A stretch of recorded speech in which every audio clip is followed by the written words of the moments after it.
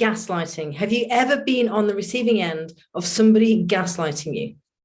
Now, first of all, what is the definition of gaslighting? The definition is a form of psychological abuse when the victim is manipulated into doubting their own reality, perception, and sanity. Basically, in a nutshell, when somebody flips the truth to start making you question your own reality. Now, when somebody gaslights you, it is intentional. They know exactly what they're doing.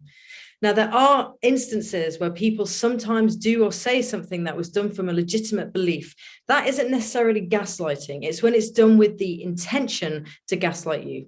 And normally, if this is the case, you'll see patterns of reoccurring things that arise when you keep doubting yourself time and time again. If this is you, then more than likely you're under somebody else's intentional gaslighting behavior. Now, there are multiple different types of gaslighting, but here are 3 really common examples. Number 1, when you share something with somebody that you're actually quite unhappy with, and you get a reply along the lines of, "You're too sensitive, you're too emotional, you need help." When somebody replies in this way, more than often what they're really saying is, you don't have the right to feel this way. It's very invalidating of your own feelings. In other words, that your characteristics are fundamentally flawed. And the only reason why you have any feelings about this matter is because there is something wrong with you, as opposed to anything being wrong with them. Number 2, when somebody literally denies that something has been said or something happened, almost implying you made that up. Now, I've even heard of examples of people having exact evidence of this thing being said, maybe in an email or a text.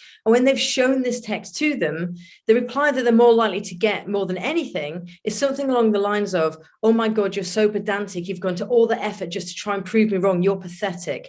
So even in that process of trying to prove that you're correct, you're still likely to receive the gaslighting behavior. So if you're in this situation, just be warned of how they're likely to react, even if you go out of your way to try and prove that the thing that you said was real was actually reality. Example number 3, when somebody actually blames you for their own behavior. For example, "I only did that because you did XYZ," or "You made me angry," or "Well, it's because you were distracting me that I forgot to bring XYZ." This is a perfect way for gaslighters to pass the responsibility and the ownership onto you, as opposed to taking any accountability or responsibility themselves. So has anybody ever gaslighted you? What's the situation and what was said? Tell me in the comments below. Fundamentally, gaslighting is a form of manipulation. If you want to know more about manipulation, then check out in the comments below my interview with Dan Munro, where we talk at depth about different types of manipulation. As always, if you've enjoyed this video, don't forget to hit that like button, subscribe to my channel, and hit that notification bell to make sure you catch all future content. And other than that, have a good day. Cheers.